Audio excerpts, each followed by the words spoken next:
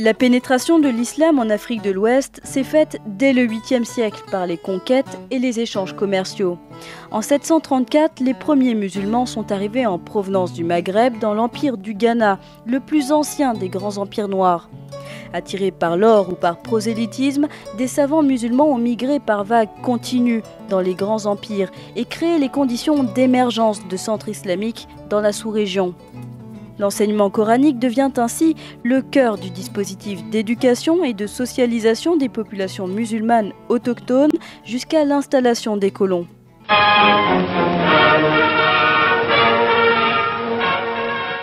La France a voulu que son œuvre civilisatrice ne se traduise pas seulement dans des faits matériels, mais aussi dans le domaine intellectuel et spirituel.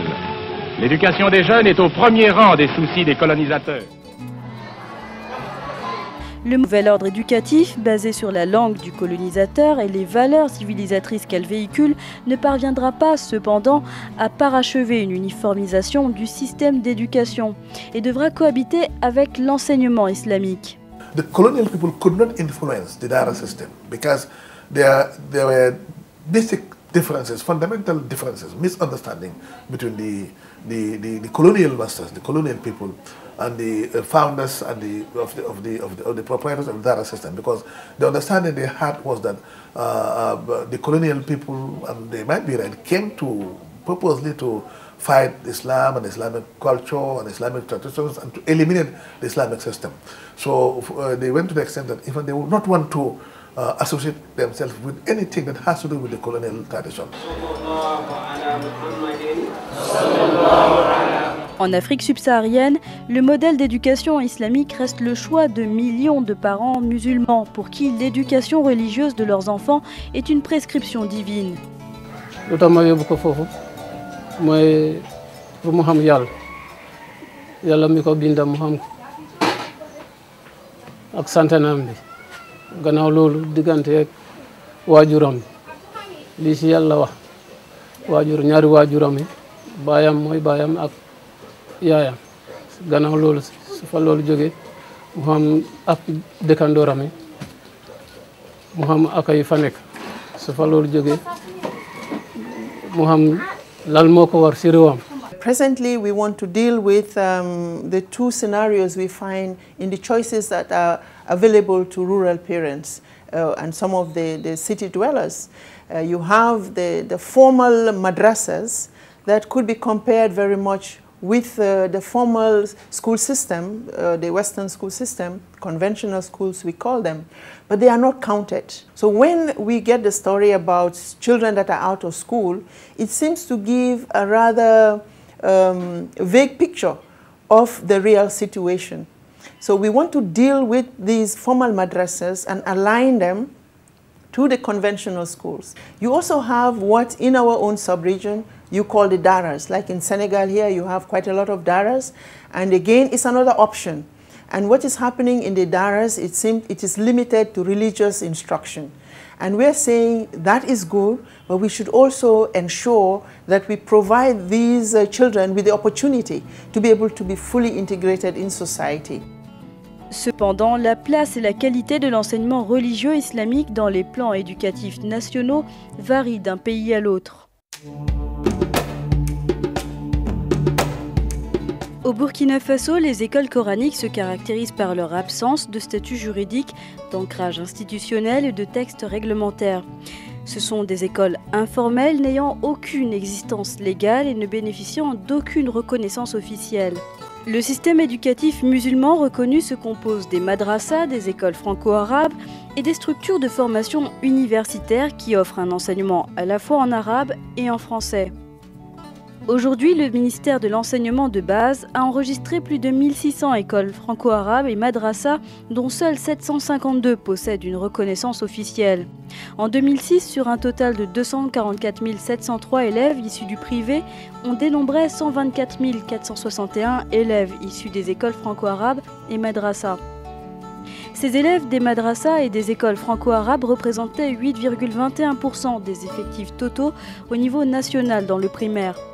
Une université islamique a été créée à Ouagadougou par une association islamique locale appuyée par le Fonds cohésien.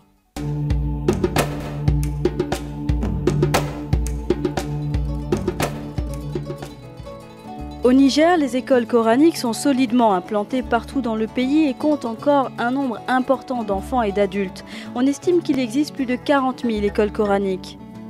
La première école franco-arabe a été créée en 1957 à Saï pour répondre à la demande des parents réticents à envoyer leurs enfants à l'école occidentale. Dès 1973, une inspection a été créée pour la gestion des madrasas à Niamey et un collège d'enseignement général franco-arabe ouvert en décembre, promouvant ainsi l'enseignement franco-arabe. En 1979, la direction de l'enseignement arabe a été créée et chargée de la gestion, la réorganisation et la promotion de l'enseignement arabe conformément à la politique éducative du pays.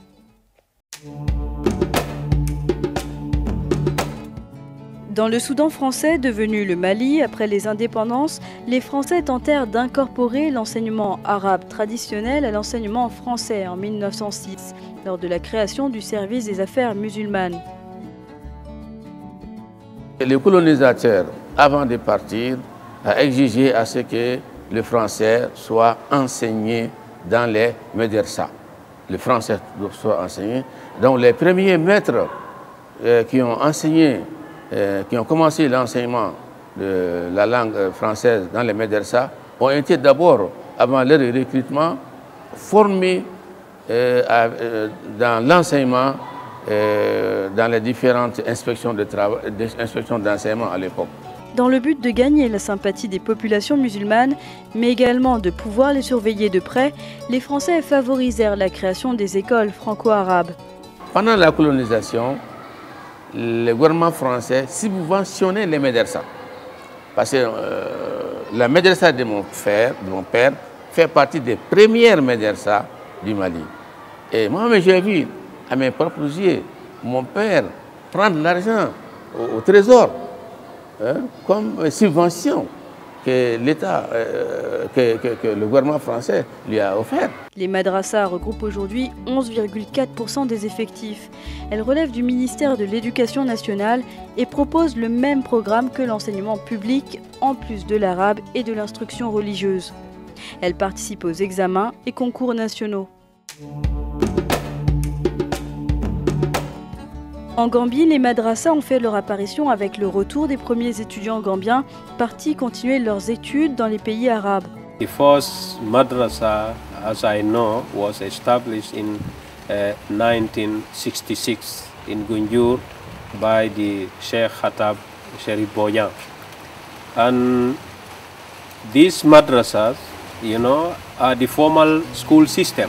Il a fallu attendre la politique révisée de l'éducation de 1988-2003 pour que les madrasas aient accès aux subventions de l'État gambien, avec l'introduction de l'anglais et l'harmonisation de leur programme d'enseignement. Elles bénéficient d'un véritable soutien du gouvernement gambien qui en a fait une pièce essentielle du système de l'éducation de base.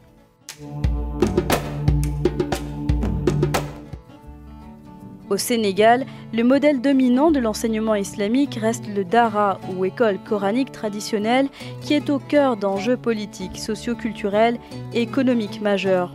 Il est estimé qu'entre 800 000 et 1 million d'enfants fréquentent les Dara. En 2004, la loi d'orientation a été modifiée pour introduire l'enseignement religieux dans les écoles publiques et privées. Mais le président de la République a considéré que ce n'était pas suffisant. Parce que jusqu'à présent, il y a toujours des enfants dits talibés qui sont dans les écoles coraniques, qui font de la mendicité, certains sont des enfants de la rue, d'autres sont dans des daras traditionnels. Et c'est pourquoi en 2008, le président de la République a parallèlement à cela créé l'inspection des daras modernes, une direction qui est chargée des daras modernes exclusivement, c'est-à-dire qui va prendre en charge toutes ces écoles coraniques qui étaient en marge des écoles françaises, qui n'étaient pas financées par le budget de l'État, ni par les bailleurs de fonds, et qui étaient laissées en compte. Aujourd'hui, on assiste à un processus de modernisation des daras et la création de nombreuses madrasas, surtout dans les grands centres urbains, qui proposent un enseignement bilingue franco-arabe, ainsi que la formation professionnelle. L'atteinte de l'objectif de scolarisation universelle en 2015 par nos États passe par la prise en compte des écoles coraniques et des madrasas. L'État fonction des moyens qui existent, a décidé d'appuyer ces daras. Par exemple, chaque année, j'affecte des maîtres, un arabe et un français, dans ces daras que l'État paye. L'État essaie de mettre à la disposition de ces écoles des cantines scolaires. Ajouter à cela, bien sûr, qu'au niveau des daras modernes, on prévoit un enseignement technique et la formation professionnelle. Parce qu'avant, ces jeunes, quand ils sortaient de l'école coranique, ils sortaient sans métier. Ils pouvaient être des chômeurs ou bien profession marabout. Si on décide qu'il y aura des daras, et s'il n'y a aucune harmonisation, s'il n'y a aucun programme, s'il n'y a aucun curriculum, il y aura de la dispersion. Mais pour qu'on parvienne à ça, le deuxième chantier, c'est qu'il faut un minimum de reconnaissance.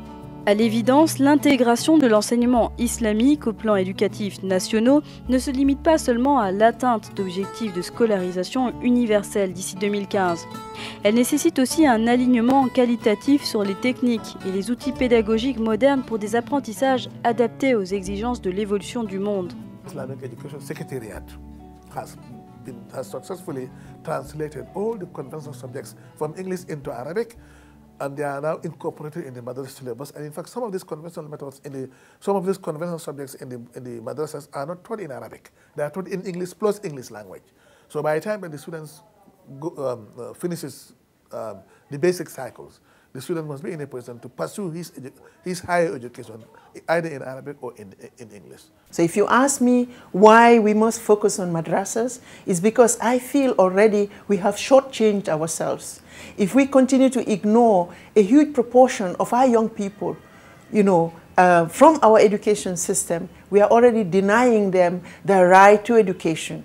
There would still be choices based on what parents think is best for their children. But it would be a choice that would ensure equity. It would be a choice that would ensure and guarantee quality. It would be a choice that would ensure integration, full integration, not only in society, but also integration into the global village. So that is what I think is possible. And it would be a situation where you go to learn to acquire knowledge, learning to know. You would be able to then acquire skills, learning to do. You will be able to acquire that confidence that will really help you to appreciate who you are, what you are, learning to be. And you really, more importantly, for what we represent as UNESCO, you will be able to learn how to live with one another. So that irrespective of choices that people make, they can always be fully integrated. They would see themselves as equitable in what the state has to offer them.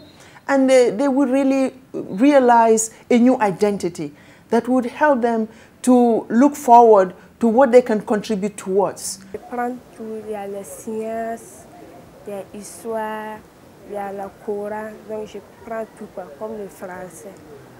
Pour moi, réussir sa vie, c'est étudier, connaître la vie et puis avoir du travail dans ce que toi tu as appris depuis CP1 jusqu'à aller à l'université. Tu peux servir ça pour ton pays, c'est bien.